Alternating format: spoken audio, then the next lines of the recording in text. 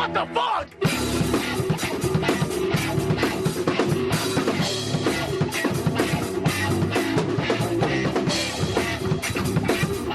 Hello and welcome to Taste Like Tea, a podcast in which I talk about myself. My name is Theo. Don't call me Ted. Today I have kind of a unique thing to talk about. Well, no, it's absolutely a unique thing to talk about, but probably like a first time for the show. I'm going to be talking about not only a triple feature, which, you know, I normally talk about double features, or at least that's what I like to do because it's more time sensitive, but I'm going to be talking about a triple feature that I saw in theaters. Theater. It's a single screen. It's like a setup, like an. I'll get to it. Welcome to the show, I guess.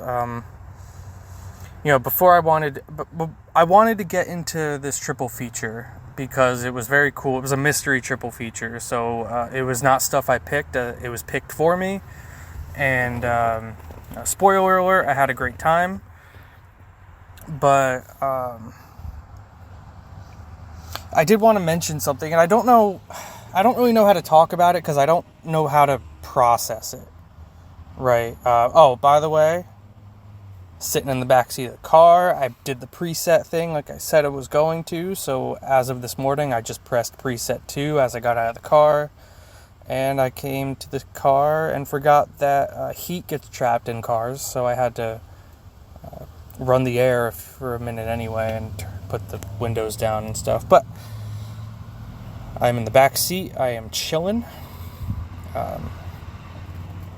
It's warm today.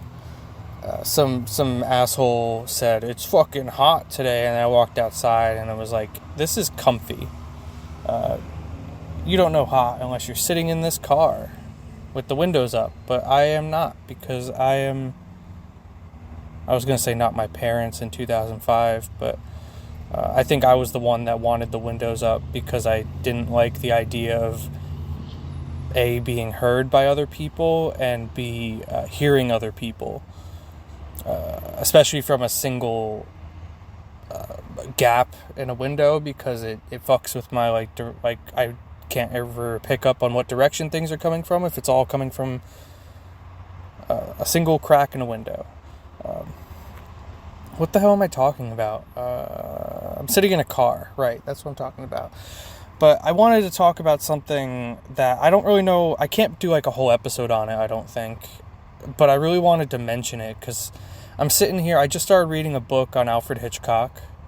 And that's not really what sparked my thought on it. But I've been trying to read this book for a while. It's The Art of Hitchcock or whatever. It's that like definitive whatever study of his book. Or of his movies. I don't really know exactly. I'm only like 70 pages in. It's like 450 pages long. But it's going to keep me busy for a while, so that's cool. But between that and I was scrolling through, someone I follow on Letterboxd watched the Michael Jackson's Bad music video. And like every time I'm always surprised that it's fucking on Letterboxd to begin with. But two, the fact that it's directed by Martin Scorsese. And that really, it sparked kind of a thought. So I clicked on the Scorsese films, right? Let me go to his films now. As I let this asshole truck drive by, because I can't live in a quiet area, and if I go somewhere quiet, then I'm too far away from where I have to be. Love it. So let's go to a Scorsese film, right? What is it? Goodfellas is one? Yeah. Not Hoodfellas. So Martin Scorsese, I've seen a decent amount of his films. Not enough to say like, on Letterboxd he has 62 credits. Probably a good chunk of them are documentaries and behind the scenes stuff, because that gets clumped in. But I've seen including his Michael Jackson music video, 6 of his films. And I haven't necessarily like decided definitively yet, but I look at these films, the ones I haven't seen, and I think, maybe I'm good off of him. And it's a weird thing to think about, because I used to be a huge fan of Scorsese. I loved Goodfellas and The Wolf of Wall Street, even though they're the same exact movie. I'm a big fan of them, but the longer I go without seeing, Taxi Driver or The Departed or Casino or After Hours, I'm just looking at his list of things, Gangs of New York, like, I look at it and the only thing I think is, culturally, I should probably know about this. Like, I know from a level of like, oh, Scorsese is a big name for a reason,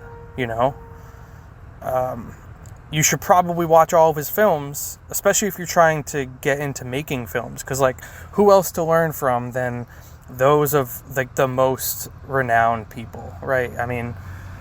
But like I said, I look at these films and I'm not interested in them. The only reason I would watch them is because, it's a Scorsese film and it's famous for that. Maybe Taxi Driver, because Taxi Driver's got the "you talking to me" thing, right? That's De Niro.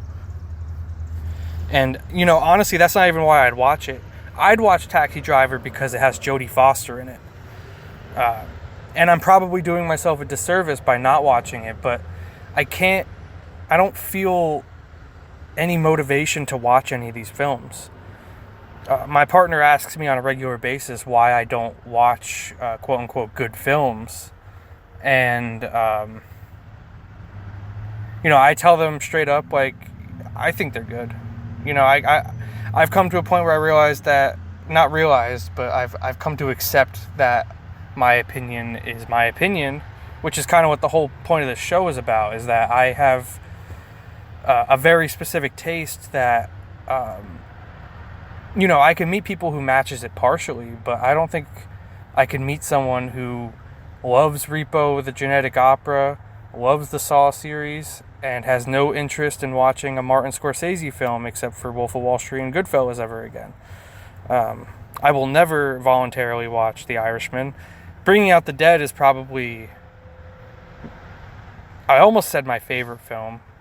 It's my least watched of his that I've seen, but, like, I see the good in it, but when I look at the things I can get out of watching these films, I think I can get more out of it by reading a book of someone who studied them. Like, why should I watch through, I don't know how many hours this is, assuming since it's Martin Scorsese, it's like 300 hours. Hold on, there's 62 credits. 62 credits times 3 hours would put you at, like 96? Did I math that right? No, I didn't. That's dumbass. 186. Jesus Christ. 186 hours. But, like, I'm not gonna... I don't have an interest in doing that. And the only reason I would do that is because of people going, you haven't seen Taxi Driver yet? You haven't seen Killers of the Flower Moon yet? Like, and I don't even... That movie disappeared the second it came out. I don't even know how the hell it's in his top 8. Probably because Letterboxd orders by, like, most successful, and they garner success by money earned or amount of watches. I don't really know how Letterboxd orders their film popularity by. I'm assuming maybe it's an average of, like, rating to the amount of people watching it. I don't know. I don't really care, because Bringing Out the Dead is not in that top 8, and I would say that's one of the top 3 of the movies I like from him. Jesus Christ. English. I know this is going on for a little bit long, but I don't know where I could put this other than, like, on just a random episode, and I'm risking not being able to talk about the entire triple feature by doing this, but I really, like, I don't want to watch things out of obligation. When I watch things out of obligation, I both don't like it, usually, and I'm unmotivated by obligation. Obligation's actually a deterrent from me. And I can't fully explain that exactly, but I mean, I could go down the list of a bunch of other directors. Like I said, I'm reading a Hitchcock book. I keep going, like, maybe I'll watch this Hitchcock book, or watch this Hitchcock movie, but I'm probably not going to do that. I'm not. Maybe if I finish the book and go like, holy shit, like, that's insightful as fuck, I need to look out for stuff like that. Like, maybe, I don't know. But as of right now, I'm more interested in reading the book on Alfred Hitchcock than I am on watching the films of Alfred Hitchcock. And that goes the same for Martin Scorsese. And that goes the same for, like, Christopher Nolan, too. Like, I thought Oppenheimer was going to be good, and I hear it's good, but I genuinely have no actual interest in watching it. I'm convinced that it's, I don't know what I'm convinced of, but it's just and I worry sometimes because, again, something my partner tells me all the time is, like, they're convinced that I pick bad things intentionally, and it puts me in a weird, like, sort of imposter syndrome problem because, like, as far as I'm aware, I am not doing anything intentionally. I watch the films I like to watch. I rate my film, like, my reviews are as genuine as they can possibly be. And that's why I write long entries on them too, because, like, you can see some of my thought process of, like, why I think certain things, and you could only see that if it's put into words. And it's not something I'll be able to just, like, muster on the spot. Like, having it written down is important. What am I talking about? Obligation, taste. So, like, I like things that exist, and the general public convinces me that I am, and this has actually been going on since middle school, minimum. But, like,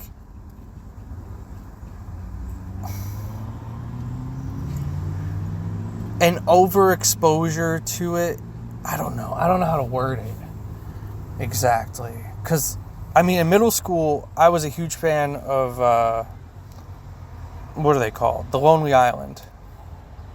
And, when I say that, people probably think of I'm on a boat. And that bothers me. It doesn't bother me anymore, but it used to bother me. Because The Lonely Island is much more than I'm on a boat. And for some reason, and Jizzed in My Pants is not in the top 5 of my favorite songs from them. It's just not.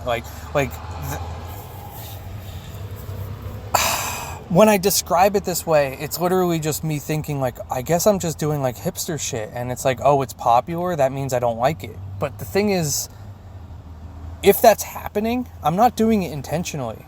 I genuinely will look at these things like Taxi Driver and say, I don't care. The only reason I would watch it is for Jodie Foster. And she's not the main character, so I'm not even sure she's in it for very long. It's a Scorsese film. Women barely exist in Scorsese films except to be naked. And yeah, it'd probably be cool to see Jodie Foster naked, but that's not enough to make me watch. How long is it? 114 minutes. That's the shortest film he's ever fucking made.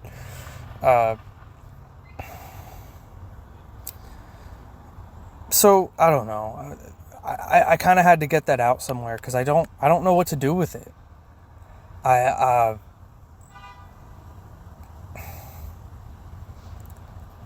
can't really think of many other examples, but it happens a lot.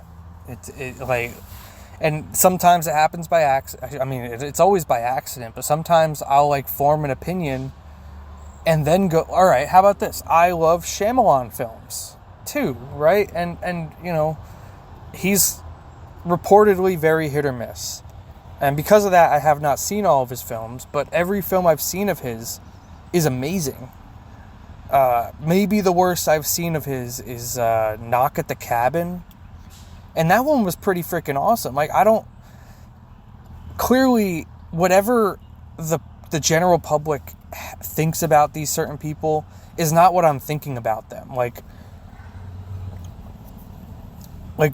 Old, right? Shyamalan's Old. I thought it was an outstanding film. It may not be his best, it's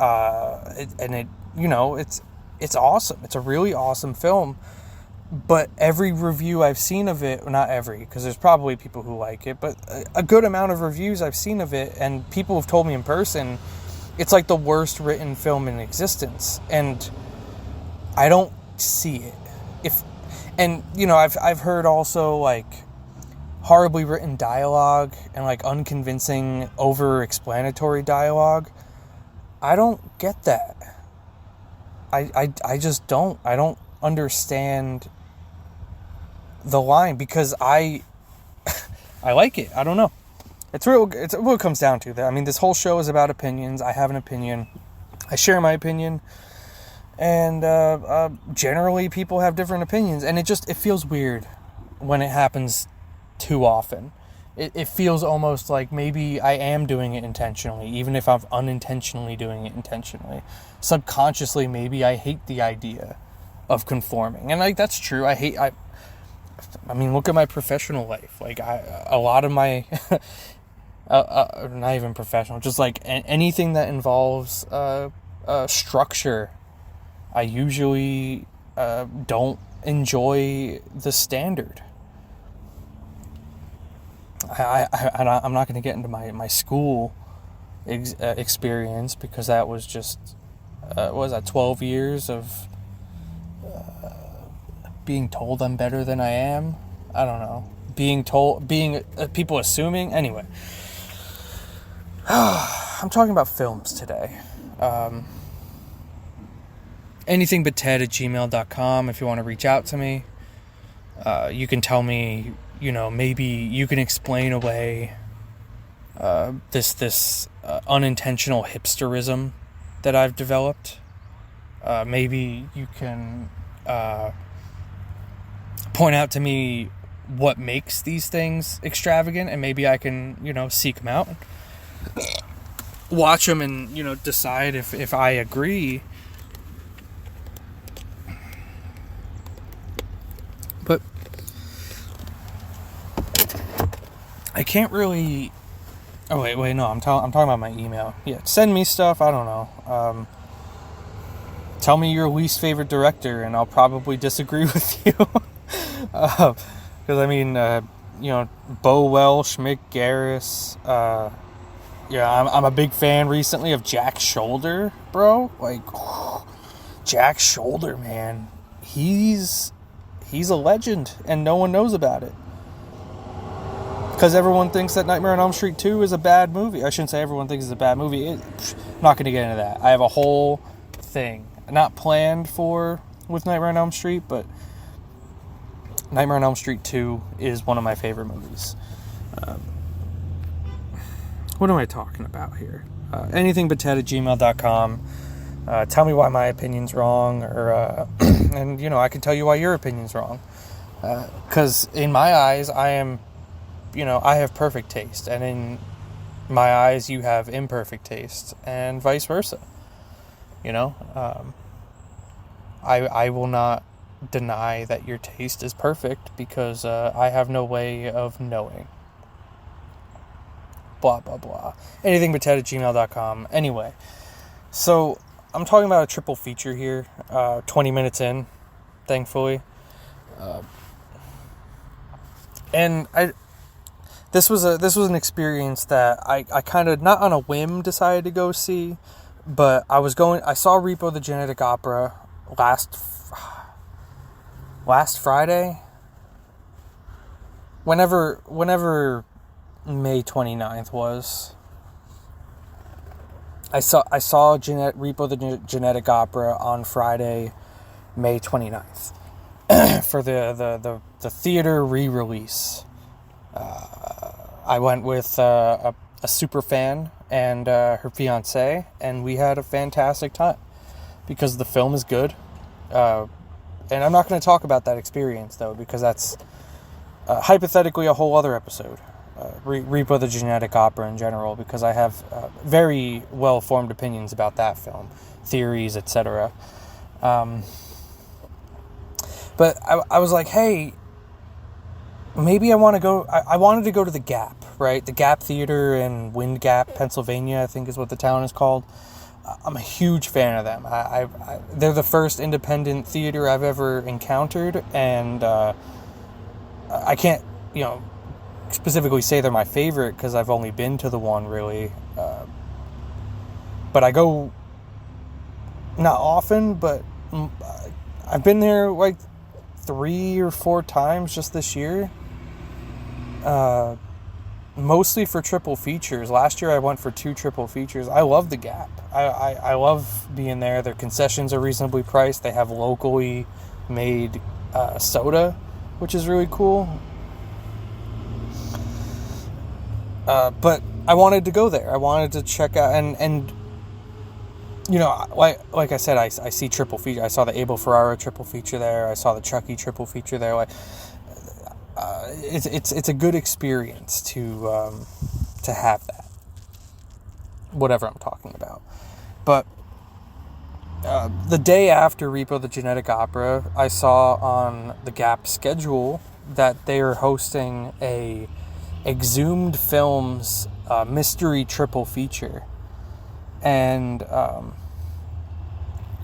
like the idea of mystery theater experiences, but prior to this, I didn't really find them enticing. I was always a little intimidated by the idea of like what are the chances that I don't like this, and now I just have to sit through 90 minutes of something I don't like. Which is the point. The point is it's a risk. You're taking a risk and you're taking a chance, and that's kind of the point. But the thing that really sold me on it was there was a little tagline on the poster saying films that haven't been shown theatrically in decades, and that really piqued my interest. I'm a big fan of things that are I don't want to say just generically unique experiences, because that's kind of how humans exist, is by trying to look for unique experiences in their life. But just the idea of being able to see films that, going by what I know about Exhumed films, is that their whole existence is that they recover films. They find films that have not been seen for a long time, and they show them to people. And maybe they print stuff. I don't know. I haven't gotten that far in looking them up. But they do this regularly. And the idea of seeing film reels that haven't been shown in decades is just so enticing. So how do I kick this off? Where do I go with this? I don't know. I got Skittles there. I got 2 orange cream sodas. Normally I get root beer, but they didn't have root beer. And Diabolic DVD has a stand there. I don't know if it's there every day or if it's just on like special event weekend things, but they just had Diabolic DVD. They got shit there. It was cool. I almost bought a copy of Mystics in Bali on Blu-ray. They had a cool selection. Enough plugging a place that doesn't even know I exist. That's not true. I might go see porn there in a few weeks, which assuming I can make it, I'm really fucking excited for that. And I would love to talk about that on here, just because it's a very significant film outside of the fact that it's me going to a theater to watch porn. Because that in itself is its own experience. But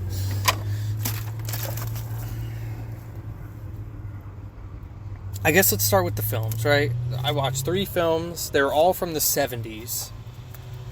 And they're claimed to be not seen theatrically for decades.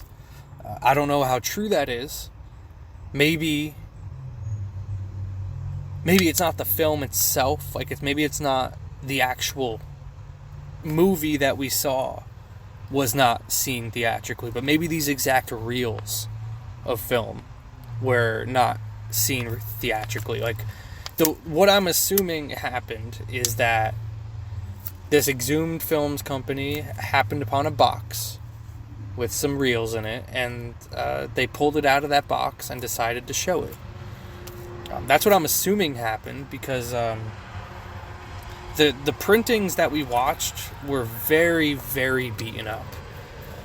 And that's not a bad thing. I actually, if I was like 14, I probably would have found it so annoying and just like, hey, where's all the color? It's all washed out and sepia toned. But it really added a layer of like unique experience to this night, because it wasn't just, you know, the first time I'm seeing these random 70s films. It's not the first time, or it's a lot of firsts, and it's just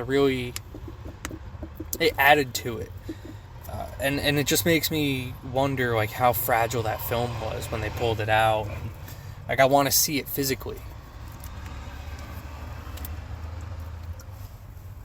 So, the first film we watched, like I said, it's a triple feature. They were random. Well, they weren't random to Exhumed Film, probably, but they were randomly chosen as an audience member. Our perspective was that they were randomly chosen.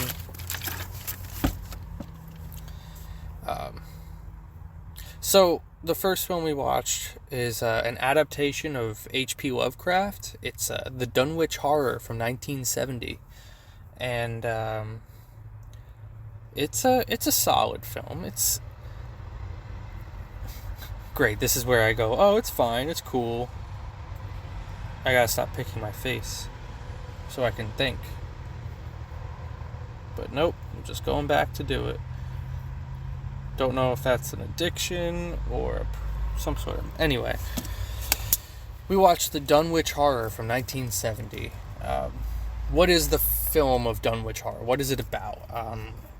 I've listened to the book. I've listened to H.P. Lovecraft's entire bibliography on audiobook through the H.P. Lovecraft Historical Society or something like that. I don't remember exactly what they're called, but they had a really cheap audiobook with like their complete fiction. And yeah, the Dunwich Horror, like I said, I don't remember much about the book, but the film is, and I say I don't know much about the book, so I'm not going to compare it as a adaptation as much as me just saying, like, yeah, this is a H.P. Lovecraft story.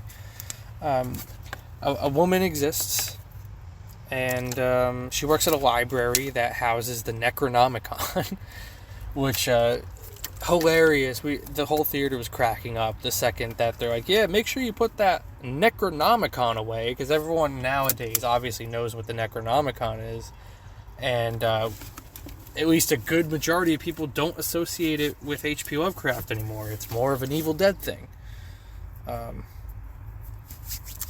Not that means it's not H.P. Lovecraft, but it's more or less just like the general assumptions when you hear that word. But there's this woman working at a library, and there's a curly-haired man with a very particularly groomed mustache. And his whole goal is to read the Necronomicon. For mysterious reasons, of course. He talks to this woman. He turns out to be from out of town. And he convinces her to go back to his house. Well, I guess it's actually more like he convinces her to give him a ride home, because he's like, damn, I don't have a car and I have to go home and I'm out of town. She's like, well, I can give you a drive home. And then most of the movie is him just like really like hitting this woman with very leading questions. he's trying to get very specific things, like he's trying to plant very specific thoughts in this woman's head, and it's kind of working. I wanted to say that while I was watching it, I couldn't tell if, what's his name, Weirdo Wilbur, I think is what they called him, Wilbur the Weirdo Wilbur.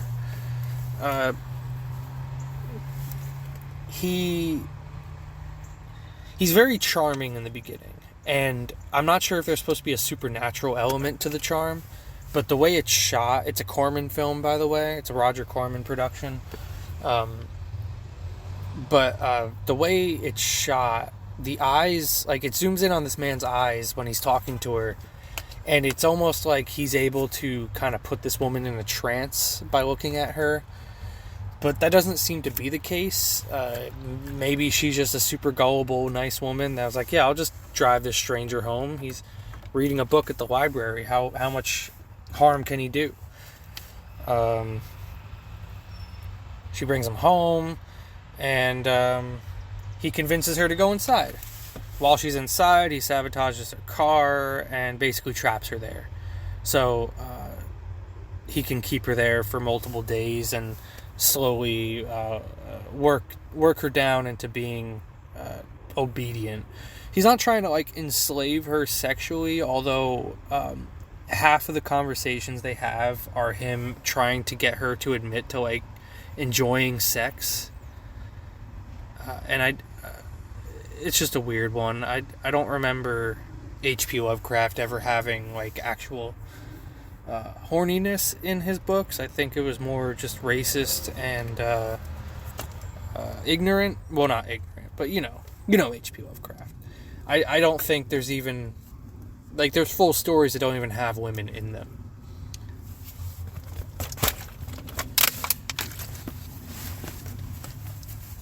So Wilbur convinces this woman to stay. He sabotages her. She's stuck there, and every time they're having a conversation, he gets her tea, and I'm pretty sure he's drugging the tea, and every time she drinks it, she gets tired and falls asleep or whatever. I think there's also some brainwashing going on with it, or maybe it's like a spell or something with the tea, but because eventually she becomes like fully infatuated with this man. It's implied that the woman is gay, but I'm not entirely sure about that. The only thing I have to go off of with her being gay is that the woman who spends the film looking for her says, "I'm looking for my girlfriend," and at one point she makes a comment about how like if he was a straight fella, or if she wasn't a straight man, I'd be worried. So there's just a couple of lines that kind of imply, but never explicitly say that this woman is gay.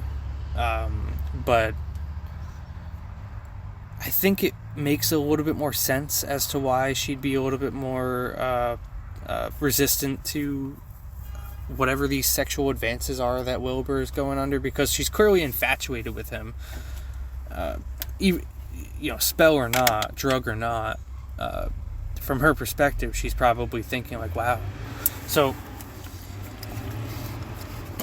he brainwashes her, essentially, gets her to willingly stay with him throughout. I don't know how many days pass. It has to be a few days, because they end up looking for her, and so he domesticates her, and the whole time there's like a scary thing in the attic, which turns out to be an old god incarnate, and the objective of the film is for Wilbur to bring back the old gods. They are a dead race of superior beings that are better than God. Oh, that's another thing about it too. She's not religious, but she does talk about things being against God, and him going like, fuck God. It's the old gods that are what it's about.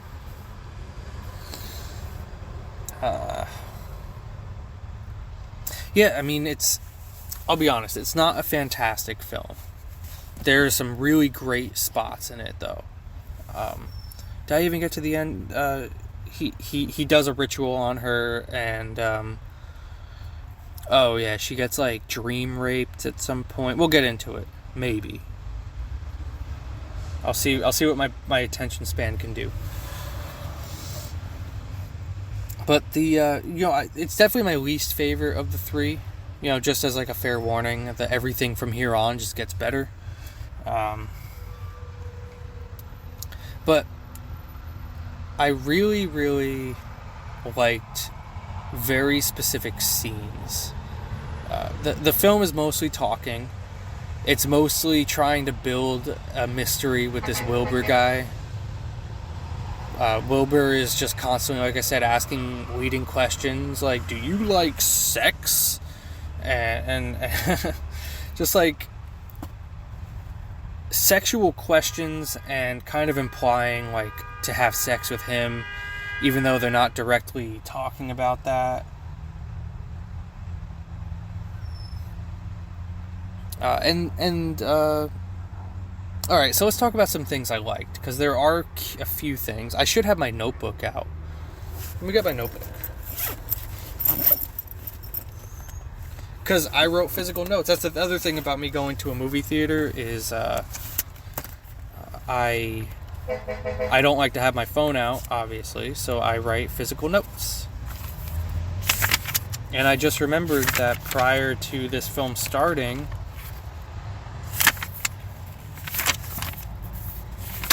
sorry, that's Chucky. Don't fuck with the Chuck.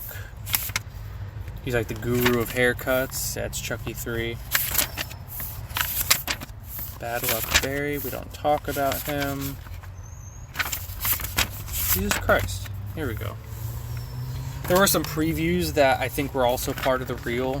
Also from the early 70s, being... I missed what the first one was, but Seizure and Let's Scare Jessica to Death looked awesome. He takes the Necronomicon. I can't look at this too much because I'm just going to end up being silent reading my notes.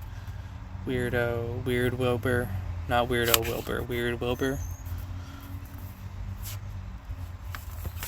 So, the first night that she's there is probably where things start to get really cool. The first night that she's there, she has her tea, she passes out, and she has a very weird dream. And I think this dream is either setting up the end or foreshadowing the end. But she's like violently raped in her sleep. Not physically. At least you don't see it physically. She passes out and she starts having a weird dream. And in that dream, she gets like violently gang raped by generic looking like mud covered tribalmen. They could be, anything you would call a tribe. This is like the generalized version of them. The cannibals from any of the cannibal movies. Darker skinned people with a layer of dirt on them. I don't know. But it's supposed to be like, and it was a very distressing scene. It's just a little racist. But it's like a wide lens POV shot of just these quote unquote savages just attacking this woman. I think there's other women in the pile too, but the whole thing is it's just like a gang rape. And it's never brought up again. You never see these tribal men ever again. Like, none of that ever is brought up. But I'm pretty sure that at that moment, she's getting impregnated. And it's just a really intense scene. I think it was really cool. There is another shot when a man's grandfather dies. And he's hosting, like, a funeral.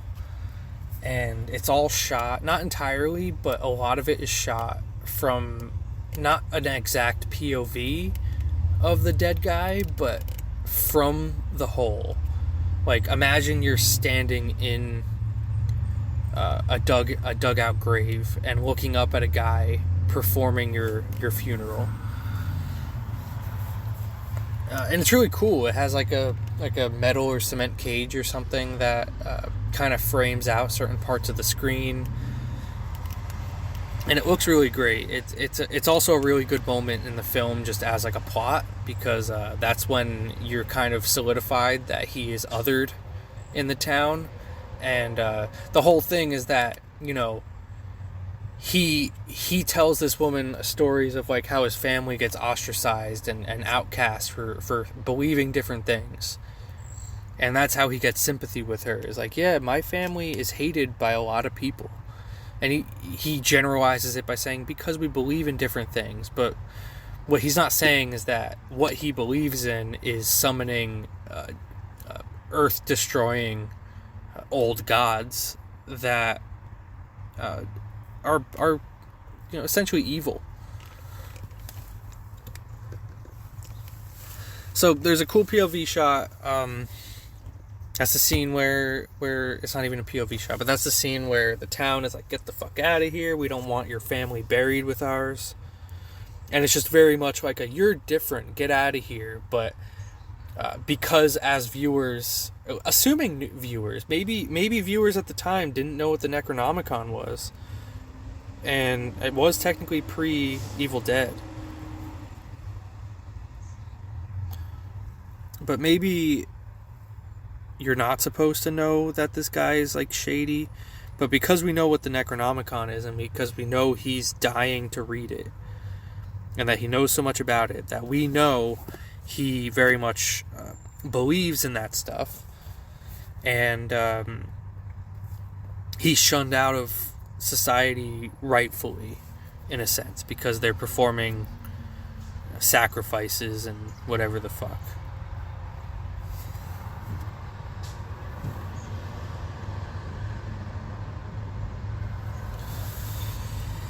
I just picked a scab on my arm. It's bleeding really bad. Yeah, it's blood. So,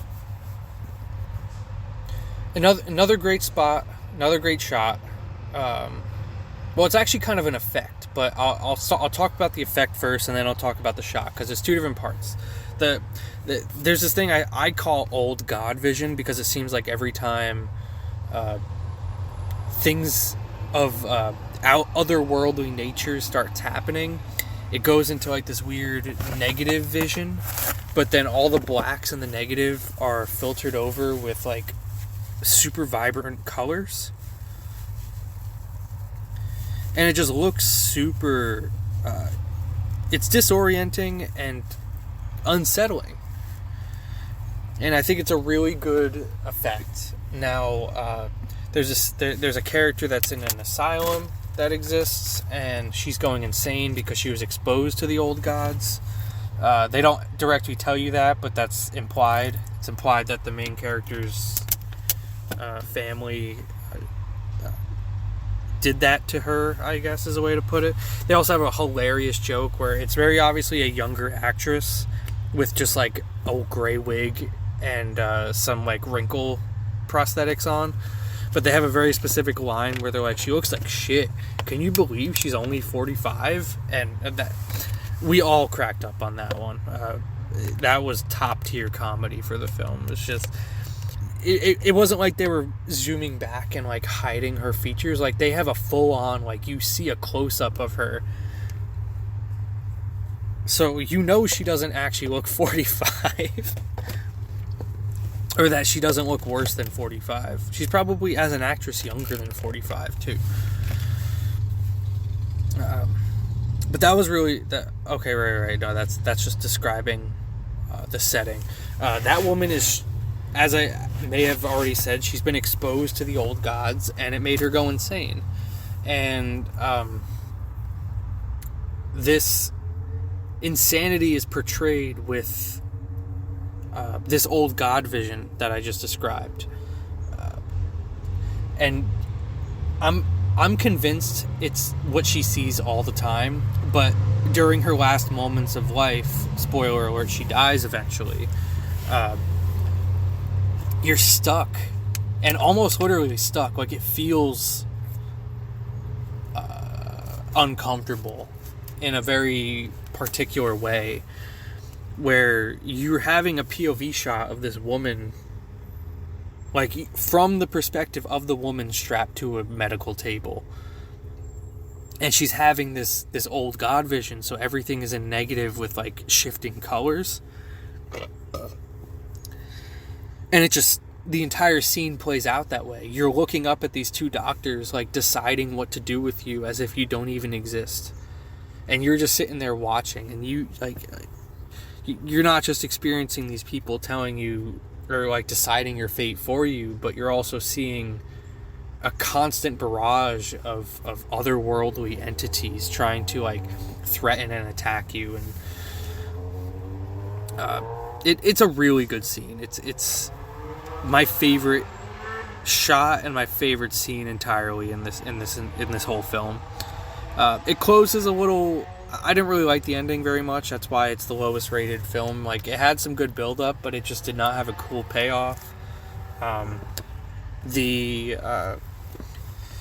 did like the last frame, though. It was funny, but it's just 25 minutes of a man doing a ritual, and it's just so extraneous. It's so unnecessarily long, and it's definitely just to fluff the runtime, because I don't even think this film breaks 90 minutes. It's 88 minutes long, and it's dragged out so much, mostly at the end.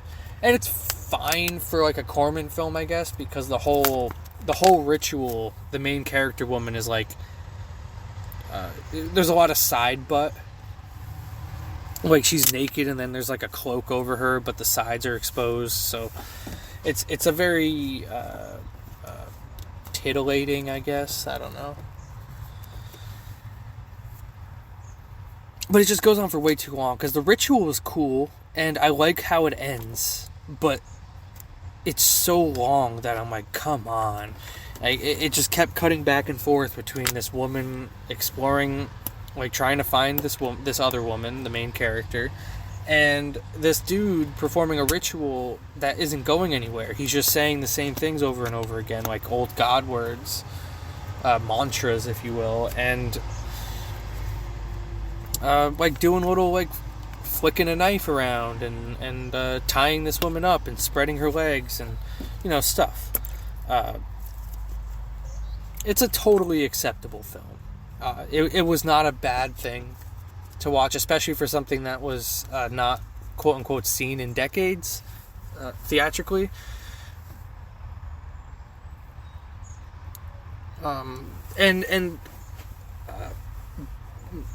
I think that the old god vision paired with the old film, because like I said, this film is really beaten to shit. I think it adds to the old god vision in a way that was probably unintentional, but it elevated the scenes even more. So that's the Dunwich Horror from 1970. Definitely my least favorite film of the night, but by no means a bad film. Just extraneous, exhausting, and at times unentertaining. But it's well made and it's good. It's, I liked it. Next up, the second film in the triple feature, the triple Exhumed mystery whatever, is the reincarnation of Peter Proud. And this one opened with the trailers for the first 3 Jaws films. So, it was probably just a gap in advertising that they have Jaws and they're going to be showing it next month. But from us as viewers, and it wasn't just me and the person I went with, but like the entire theater, I heard people mentioning, like, we started with 3 Jaws trailers, and then the opening scene is a man swimming. We thought it was going to be ocean themed. We thought it was just going to be a film that was like based in the ocean, but that is not it whatsoever. The reincarnation of Peter Proud is really fucking bizarre, actually. And I like it more that I think about it, but I don't think it's enough to like raise my score of it. I gave it a 7 out of 10, just as like a, just as like a prefix. Not that I give out ratings on a regular basis anyway, but the reincarnation of Peter Proud is more or less a mystery thriller. Because it's just this dude. It opens with this man swimming naked in a lake, and a woman kills him. And then you wake up to a guy in a bed with his girlfriend going, "You're talking in your sleep, and I don't even understand where that voice is coming from."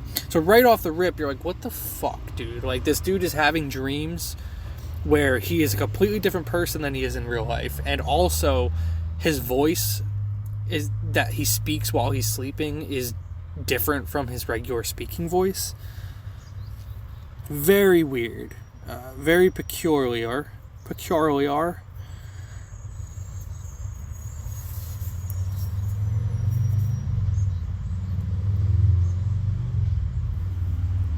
Very peculiar. So the whole film is him going like, why am I having these dreams? And he keeps having them. He keeps having the same like handful of dreams, and they all kind of lead to the same place and the same locations with the same people. And he starts to think like, maybe these aren't dreams, maybe they're memories. Like, and he starts asking around, he goes to a bunch of different doctors, and doctors are like, yeah, you're not dreaming. Like, our 1970s medical technology tells us that you're not actually dreaming and you're crazy.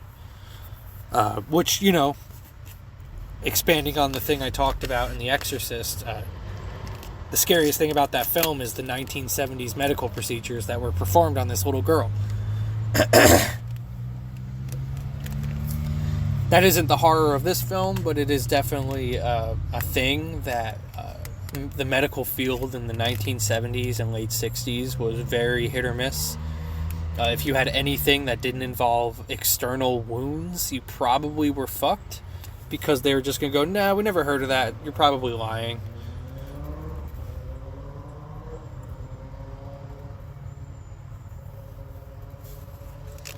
And, yeah, so it turns out, like, yeah, he's not dreaming. He's not going crazy. He's genuinely remembering things from his past. And you might be thinking, but it's a different person that he's having dreams about. And he's like, yeah, as the title says, the reincarnation of Peter Proud. This man very much has been reincarnated, and he is very much trying to retrace his steps to figure out who he was and why he's having these dreams. Visions, memories, whatever it is. It's a lot of him driving around, figuring out things. Like, some memories will come in, and then he'll compare those memories to things he's seen in real life, and he slowly makes his way to realizing that he has to go to a very particular state. He goes to Massachusetts, where he takes his girlfriend along. She doesn't stick around for the entire time, but she's just there to complain. And it's actually kind of funny, because one of her main complaints is, why'd you have to pick such a big state? Because they're just driving from town to town trying to find things. They can't reverse image search in 1975. But, like, while they're driving around, this woman says, why did you have to pick such a big state? And, like, bro, Massachusetts is, like, top 5 smallest states. There's probably more than that, but, like, you're not in Texas, right? You're coming from, I'm pretty sure, California. You know, you're familiar with big states, and Massachusetts is not one of them. So he's going around. He eventually finds the town, and he starts asking around, and he eventually finds out who the fuck he was. Like I said, spoiler, he is actually reincarnated, or at least he contains memories of a dead person. And there's a psychiatrist that's trying to tell him, like, you could be the first person, like, I could get famous off of you. And he's like, no, I don't want to be famous. I want to figure out who I was, and I want to stop it.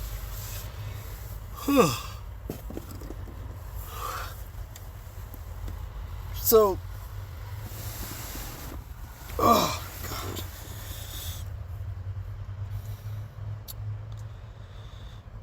Peter Proud figures out who he is, and he finds out that he had a family. He had a wife and a kid, a daughter, and he tracks her. I can't remember how he gets to her, because he has to figure out who... Okay, no, I got it. Wait, do I got it? Yeah. He goes to... Fuck, I lost it again. He either goes to the library or the police. And he gets like a list of names of people who went missing. And I think he matches it up with his birthday. So he finds like a newspaper clipping of like a guy who mysteriously drowned in a lake, in the same lake that he's looking for. And what is it? What am I talking about? Yeah, he gets information. He figures out who the person in his dreams were. And he gets a name, and then he starts asking people around, like, yeah, do you know this guy? He goes, yeah. And he slowly finds his way over to a country club where he meets a woman by the name of Anne. Nailed it, yeah, Anne.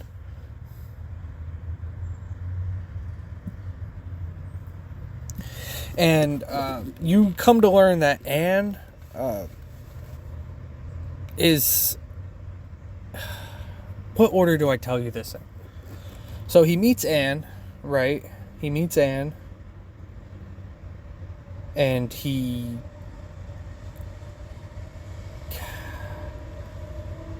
like gets close to her to the point where he's basically dating this woman, right? He's dating Anne.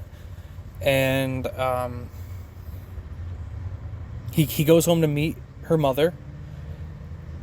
And lo and behold, it's the woman in his memories.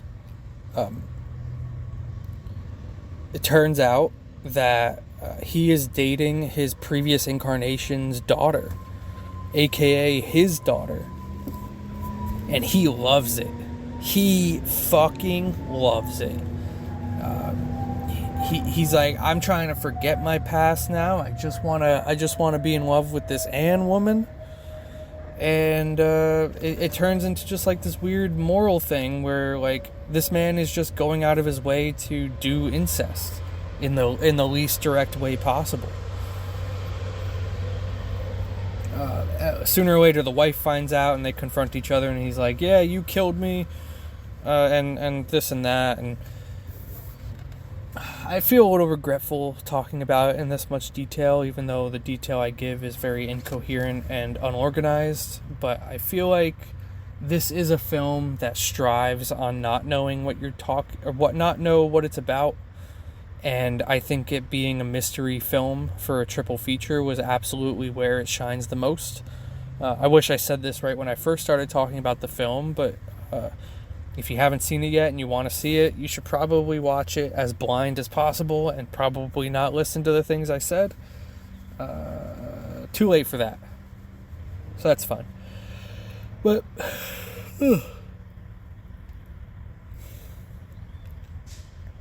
yeah, so that's the reincarnation of Peter Proud. It's really good. The incest really took me for a real curveball. I audibly, when he said, "She's my daughter and I love her," or something along those lines, I audibly went, "Oh no!" Like I was so concerned with how this film was going to pan out that like any time that they were both on screen, I was worried. It was like watching Stalked by My Doctor. Just the presence alone is uncomfortable. And it was a good film. Like I said, I gave it a 7 out of 10, a 3.5 out of 5. It's a great film. Isn't it like the director of somebody significant too? Happy Birthday to Me, which I'm pretty sure the woman who plays Marcia is in that.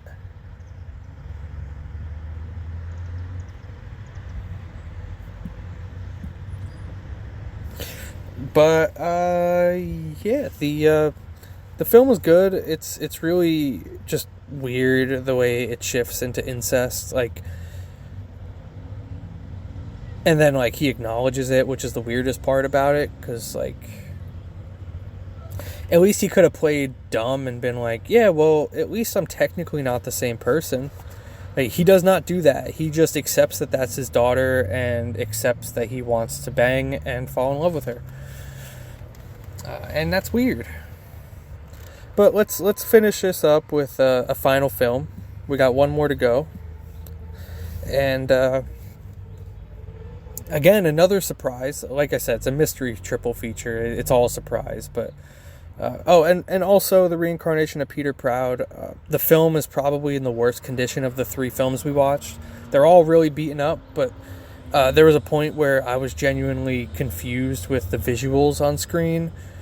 Because some of the scratches came off as like cheap digital effects, and it didn't take me out, but it confused me for a moment, because I was like, is this part of the movie? And it turned out no, it was just damage to the film. Again, it's really charming to watch old semi-degraded film, but this one was definitely in the worst condition of the three films we watched. Next is 1970.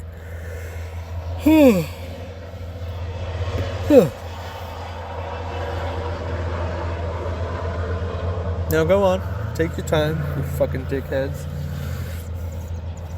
1972's Necromancer. This one was... So, like, the reincarnation of Peter Proud, as much as we liked it, it was also the longest one of the three. And you could totally feel it. We came out of the second screening and spoke about it, and we're like, how are they going to fit a third film in this time frame? Because they give you a rough estimate for how long you're going to be there. It was like 8:30 to 1:30, and it was like 12:30 by the time that we got out of the reincarnation of Peter Proud. And we're like, there's no way that they're fitting in another movie without going way over, right? And like, we sat down and like, watch, they're gonna put in like a 75-minute just ripper. And lo and behold, it wasn't 75 minutes, unfortunately. I shouldn't say that. The film was amazing. It was 82 minutes though. That's so goddamn short. An hour and 22 minutes. Like, I'm pretty sure Miss 45 is longer than that. It might actually be exactly that long now that I'm thinking about it. But Necromancer was absolutely the best film to close this triple feature out with. Because not only was it the most batshit insane and just like interesting and well performed and well made and well shot, like all the accolades you can give for this film, it has. It's a really great film. And then on top of that, it's only 80 minutes long. We tore through that shit. We got so, like, it was such a great experience. What is it, you might be asking? Well, the film is very much about necromancy, believe it or not. It opens with a very, very harrowing scene where the main character, what's her name? The main character, Pamela Franklin is the actress's name. Laurie Brandon. Holy fuck, dude. She is such a great actress. I need to see her in everything I can. She's in 29 films. I'm going to try and see as many of them as possible. Looks like a couple of them are Orson Welles, including this. This is an Orson Welles film, not directed, but starring. I don't really know much about Orson Welles. In fact, as excited as I was to see his name in the credits when the film was opening, he was probably not my least favorite, but nowhere near the shining star of the film. All of the best performances and like great on-screen experiences and everything is done by Pamela Franklin. The sheriff from Twin Peaks is also in it. Michael Aunt Kane. I don't really know very much about him either, but it was also interesting to see him pre-Twin Peaks.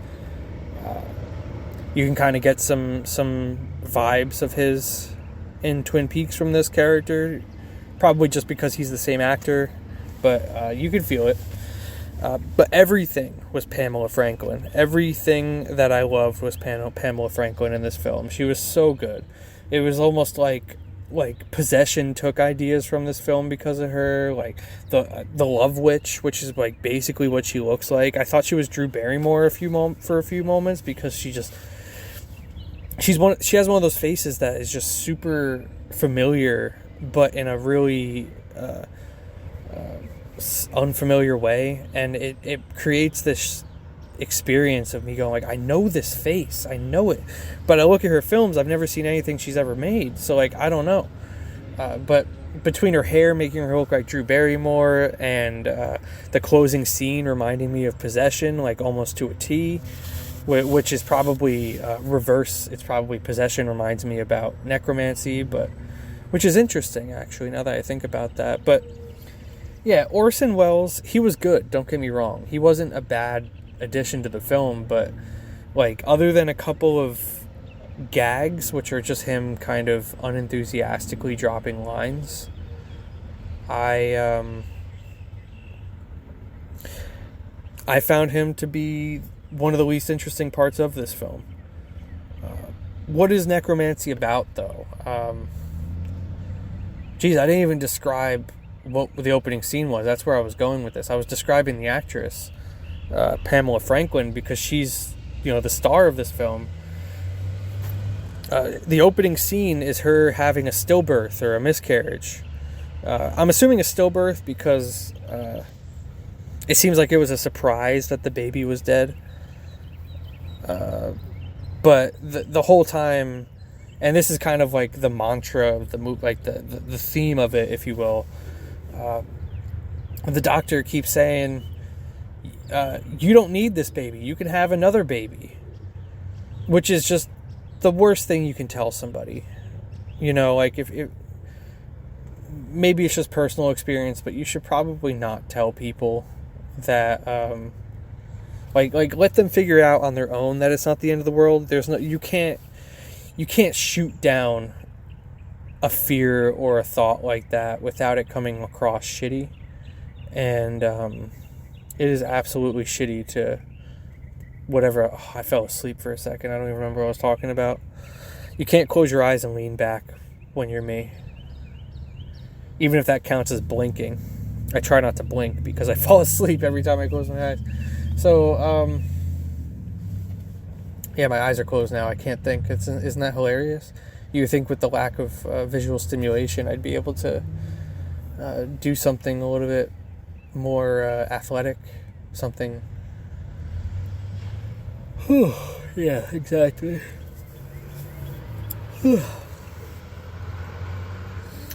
So, where am I going with this? The opening scene is her losing her baby, and then it's just like immediately it's the aftermath. It's this woman depressed in bed.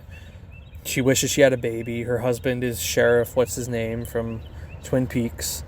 And the husband got a new job, or at least he's trying to get a new job. He got a new job, but they have to move. They have to move to a different town or something like that. And the wife doesn't want to go, and that's kind of the whole point of this film, is that the wife doesn't want to go, but she's forcing him to. He's forcing her to.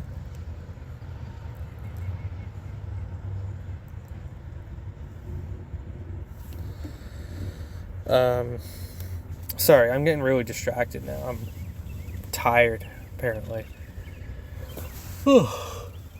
Fuck.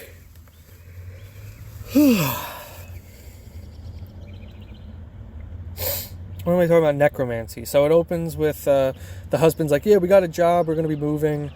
The wife doesn't really want to go, but the husband like guarantees her happiness or whatever, and they get to town, and the whole time she's trying to leave town because she's convinced that everybody in town is fucking weird and uncomfortable, and she doesn't like them. It turns out they're all in a cult.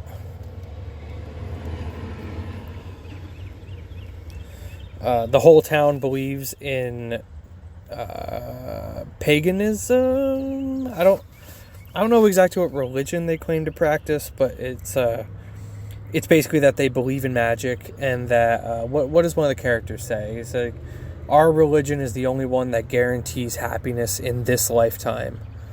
And it's kind of just the idea of like, why live in purity just to die and not guarantee that there's a heaven, when you could live in sin and sacrifice and guarantee a life of happiness. It's interesting. But what am I talking about? I don't remember. Let me put my feet down, because clearly it's putting me to fuck to sleep. So Orson Welles is like the leader of this cult. The thing that the wife immediately notices is that everybody in town is under the age of 30, and nobody has kids, and everybody is just insistent on like they're indoctrinated. They follow their leader and they do what they say, what he says. And the leader is, spoiler alert, Orson Welles, the oldest man on the cast. And he is kind of like the town's leader. He's the one that convinced them all to get into necromancy, and I don't remember what the religion is, but they read a book, a grimoire. Like their Bible is a grimoire. It's a very comical film in the sense that it's kind of just playing on tropes in a sense, but it's also just a really distressing film about like not being trusted and not trusting your surroundings. It's almost like the same idea of possession. Like a lot of the fear comes from uncertainty and ambiguity. This film is definitely not as ambiguous as Possession, but it carries a similar theme of like no one's listening to you. No one's hearing you out.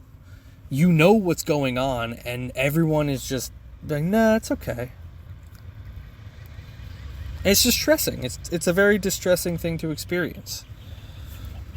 I gotta get going soon, so let's see what we can do here.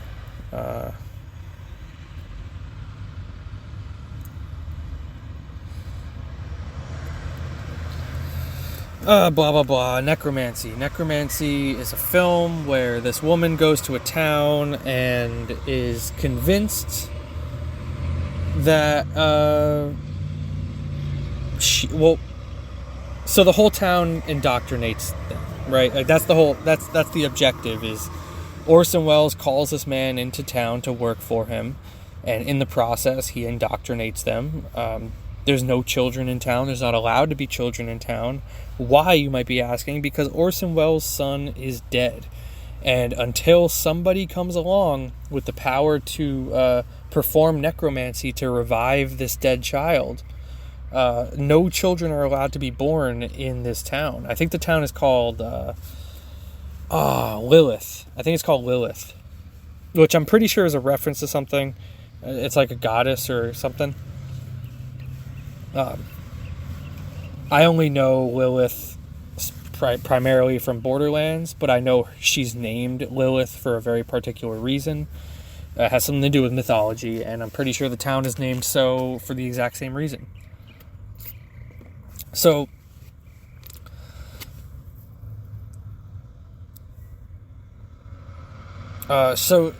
the town is trying to get these people to fall in line and read their grimoire and like be part of the cult essentially, but this woman refuses.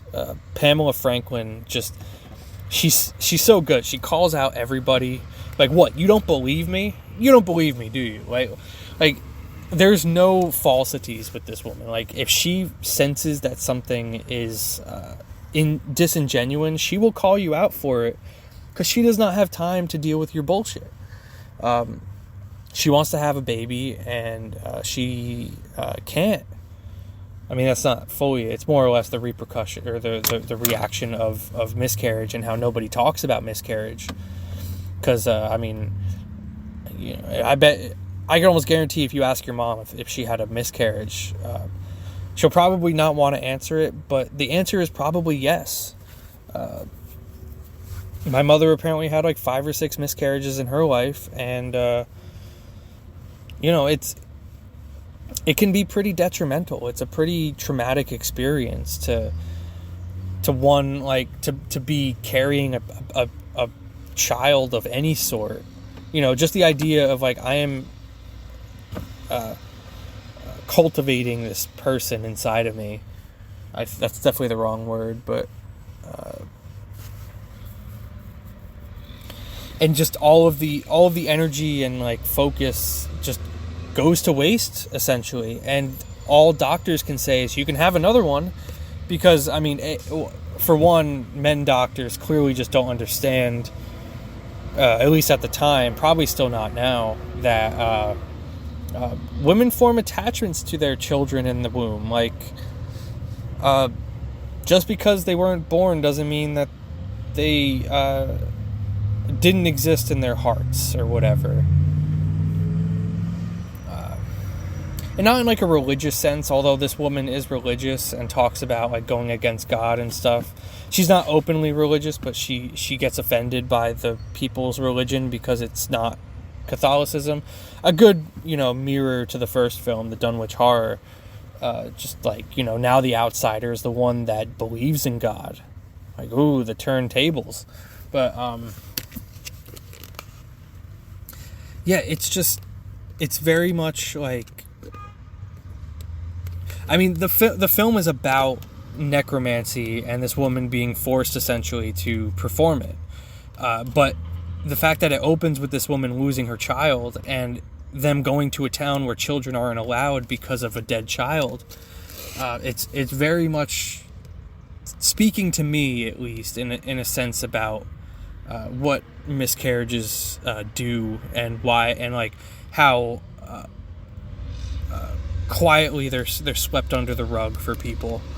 Like, it's the same thing with, like, an abortion, you know, like how many women are proudly announcing how many abortions they've had, and, you know, is it, you know, I'm not going to get into it. One, because I can't speak, you know, firsthand for any of this, but two, it's just not necessary. It's different when you get down into the specifics, but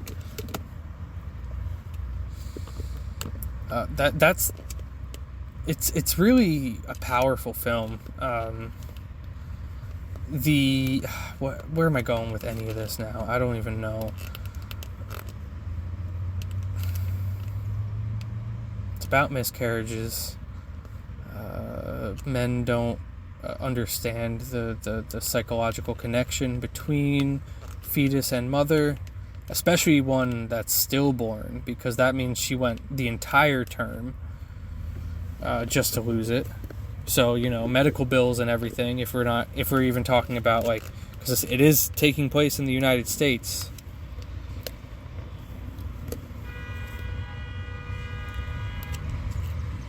People are such cunts. I've been trying to avoid saying hate a lot, but hate has been coming up a lot, and it's troublesome to not say it.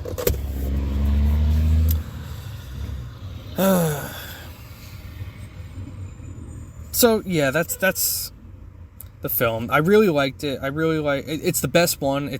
If I watch it again, I'll probably give it a perfect 5 stars, but maybe it was I was tired or something about it. I was like, nah, it's not that perfect, but it probably is, and it's just me, you know, looking back on it differently.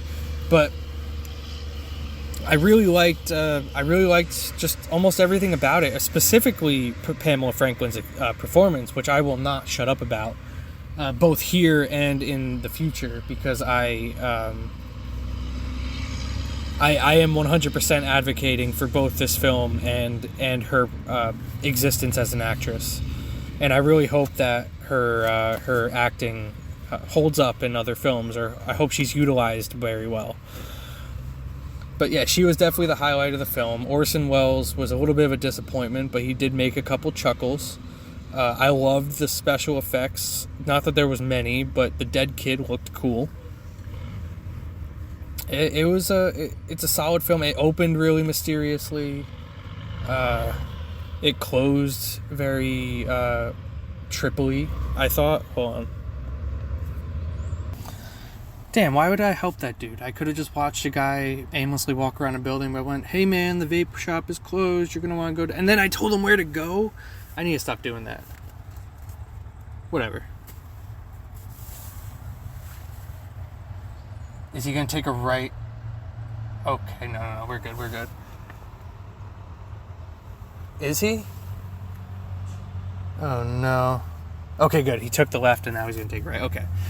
Not that I care. I don't know why. But I'm sitting in the back seat of a car with a blanket sticking out my window to block the sun. And I'm like, hey, out of the back seat. I love it. I didn't love that experience, but I guess it was my good deed for the day. But Necromancer is a great film. I loved it. It was really awesome. I would love to say some more long-winded stuff about it, but between the time constraint and me just going, I'm clearly out of the groove now. I've lost my momentum. Anythingbutted@gmail.com if you want to reach out to me. I'm not sure exactly why you would. Maybe you want to talk shit about my reasons for not wanting to watch Scorsese films anymore, or maybe you can convince me to watch a Scorsese film again, because as of right now, I'm probably never going to. I'll watch Bringing Out the Dead, I'll watch Wolf of Wall Street, I'll watch Goodfellas. I think I'm good. Plus the dude edits movies horribly anyway. Just, as a, if you want something to yell at me about. But anythingbutted@gmail.com. It's a place where you can reach me. I exist. This is a show that exists about me, for me, to you, by me. Nice. I don't know, man. I guess I was about to shout out my brother, but I can't seem to consistently do that. But thank you for the theme song, my brother, whatever. He is now an independent business owner doing welding and shit, which is super cool. He's doing sculptures. Like, my brother is literally a working artist right now. Like, that's fucking awesome.